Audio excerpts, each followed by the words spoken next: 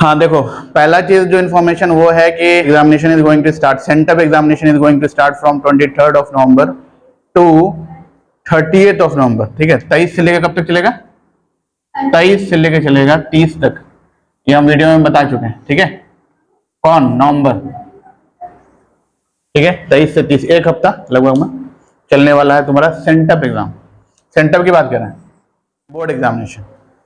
तो board examination में बैठने के लिए सेंटअप एग्जामिनेशन देना जरूरी है। पहला बात, दो तीन बात बताएंगे, महत्वपूर्ण बात कि सेंटअप एग्जाम जो में बैठना, अटेंड करना is very very important.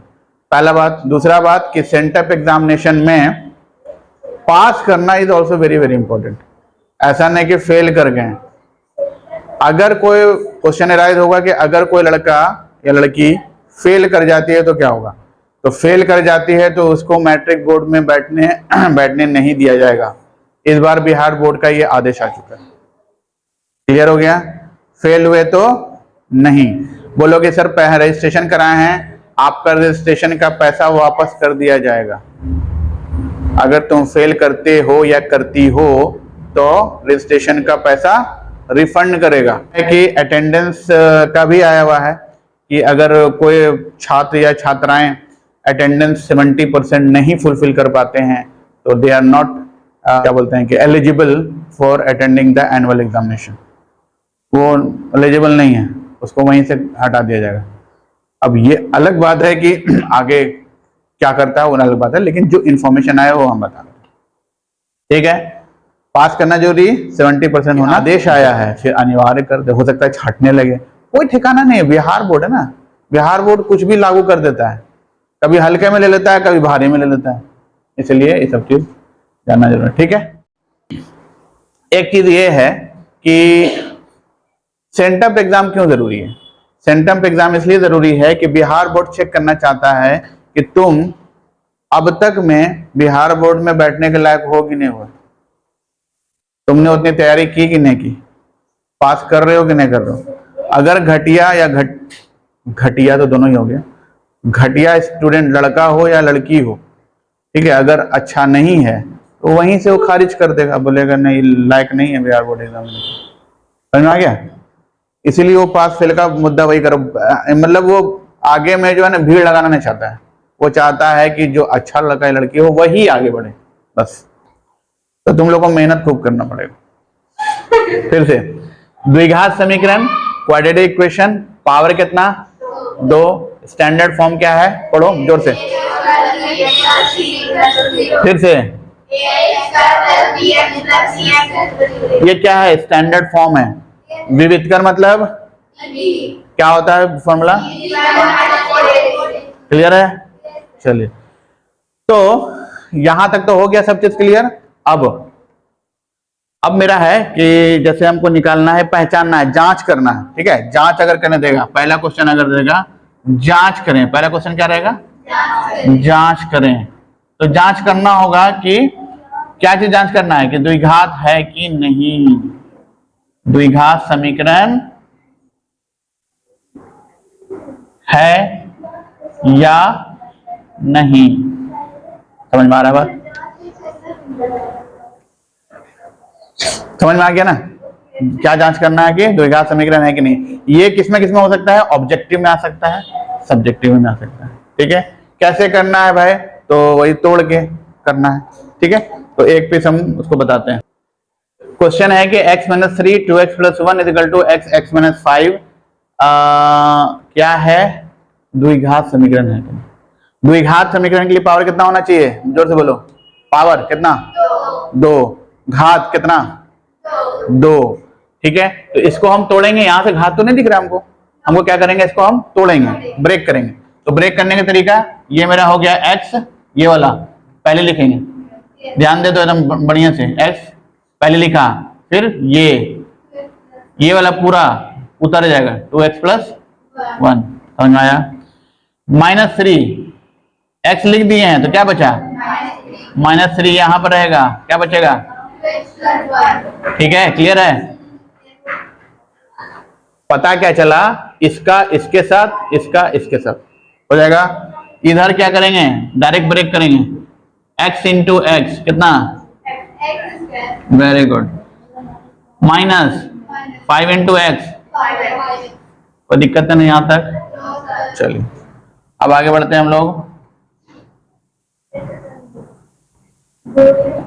x into 2x, 2x square plus x into 1 minus 3 into 2 into 2x, 3 दूनी 6, 6x माइनस और प्लस 3 एकम बराबर, कोई दिक्कत है ना। चलिए जब भी देखोगे कि यहाँ पर इक्वल टू दिया हुआ है तो यहाँ पर इक्वल टू नहीं रहेगा, ऐसे दे देंगे, इंप्लाइज दैट, ठीक है। चलो अब ये 2x स्क्वायर है, इसका दोस्त कौन, x स्क्वायर का दोस्त x स्क्वायर, ये बाबू साहब इधर चला देगा तो आ गया, तो ये हो जाएगा 2x स्क्वायर माइनस, कोई दिक्कत है, ये x वाला दोस्त किधर है, यहाँ भी है, यहाँ भी है, तो ये क्या हो गया, x के बगल में कितना है 1 में 6 चला गया, जब भी छोटे में बड़ा जाता है तो माइनस में आता है, तो क्या हो जाएगा माइनस 5x और माइनस, अच्छा ये इसको भी इधर ले आओ, तो ये क्या हो जाएगा प्लस, कोई दिक्कत है, ये इधर आके प्लस नहीं होगा, माइनस था। चलो और ये क्या बच गया -3 बराबर 0। देख लो भाई, गड़बड़ी मेरे से भी हो सकता है, कोई जरूरी नहीं है, गड़बड़ी मेरे से हो सकता है, लेकिन तुम लोग दूर से देख लो, समझना है। ये क्लियर है यहाँ तक, यहाँ भी समझ में आ गया, सब दोस्त को एक जगह पर ले आए। चलो 2x में x स्क्वायर हो गया, कितना हो गया यहाँ पर, उन लोग को बोलने दो, माइनस 5x प्लस 5x क्या होगा,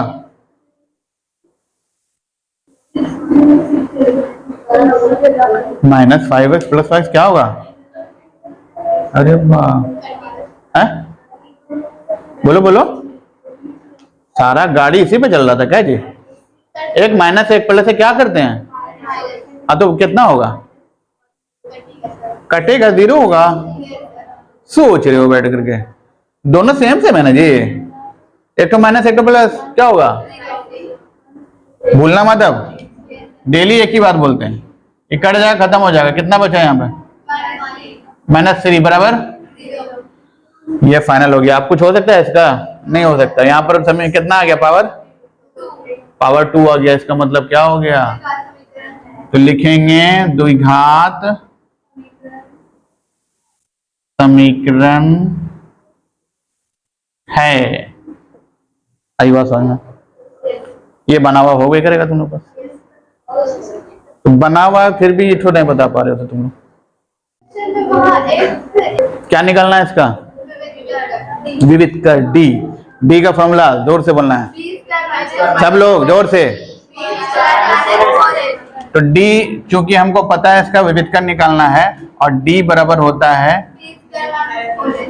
है ना, ठीक है, तो b स्क्वायर माइनस 4ac, तो पहले ये वाला जो क्वेश्चन है इसको हम लिख लेंगे, ठीक है, तो क्वेश्चन मेरा है, ये क्वेश्चन है, तो क्वेश्चन को दोबारा लिख लेंगे कि 2x square minus 6x plus 3 बराबर 0, और दूसरा लिख देंगे स्टैंडर्ड फॉर्म, जब भी विविध कर निकालेंगे तो स्टैंडर्ड फॉर्म को लिखना वहां पर जरूरी है, क्यों, स्टैंडर्ड फॉर्म बताओ जी,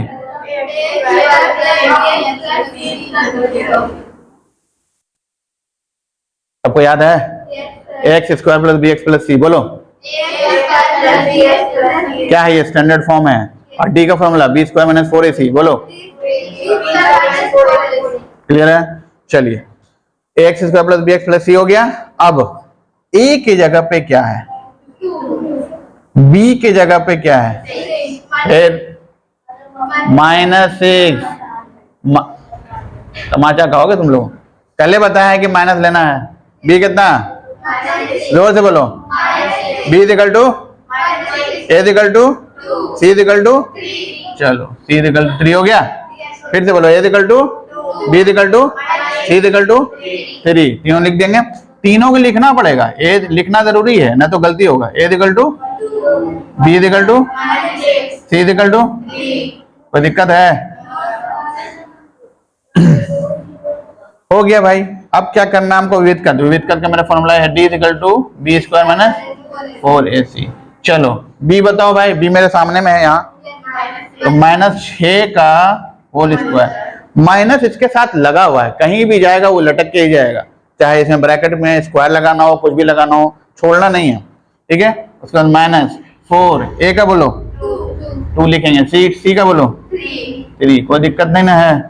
चलो माइनस का स्क्वायर, माइनस का स्क्वायर, जोर से बोलो, माइनस का स्क्वायर प्लस का स्क्वायर प्लस माइनस का स्क्वायर माइनस का स्क्वायर प्लस लिख देंगे, प्लस लिखा नहीं जाता वैसे। 6 का स्क्वायर 36 माइनस 4 दूनी 8 या 24, 36 में 24 चला गया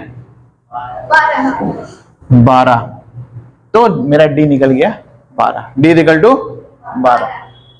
तो ये तुम्हारा आधा निकला, ठीक है। अब यहाँ पर आगे भी बढ़ावेगा, लेकिन अभी हम क्या प्रैक्टिस करवा रहे हैं? सिर्फ डी का प्रैक्टिस करवा रहे हैं। ये किस में क्वेश्चन आ सकता है? ऑब्जेक्टिव। क्लियर है?